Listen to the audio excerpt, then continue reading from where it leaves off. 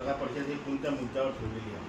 आज जी किसान काँग्रेसने जी पत्रकार परिषद घेतलेली आहे बाळापूर इथे, त्याचा मुख्य मुद्दा आहे की मीडियामधून, सरकारच्या डिस्कोर्समधून, सरकारच्या चर्चेमधून सरकारने पद्धतशीरपणे शेतकऱ्याला गायब केलेलं आहे. शेतकऱ्याचा महत्त्वाचा मुद्दा कर्जमाफी, पण कर्जमाफीबद्दल सरकार बोलायला तयार नाही.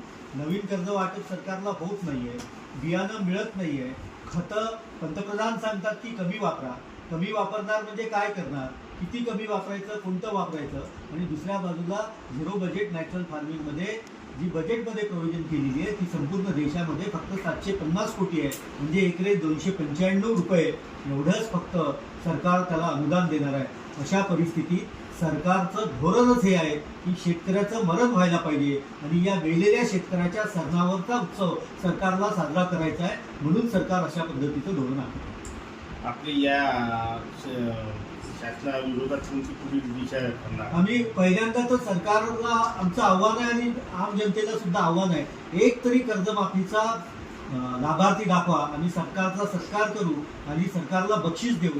आणि हे होत असताना आम्ही 7ही तालुक्यांमध्ये, याच्यातल्या 3 तालुक्यांमधल्या आमच्या पत्रकार परिषद झाल्या, राहिलेल्या 4 तालुक्यांमधल्या पत्रकार परिषद झाल्यानंतर एक रात्रीचं आंदोलन, कारण रात्रीचीच भाषा सरकारला कळते, म्हणून एक काळोख आंदोलन आम्ही सरकारच्या विरोधात घेऊ, जे रात्री 12 वाजता सुरू होईल आणि पहाटे 3 वाजेपर्यंत चालेल. ही आमची भूमिका आहे.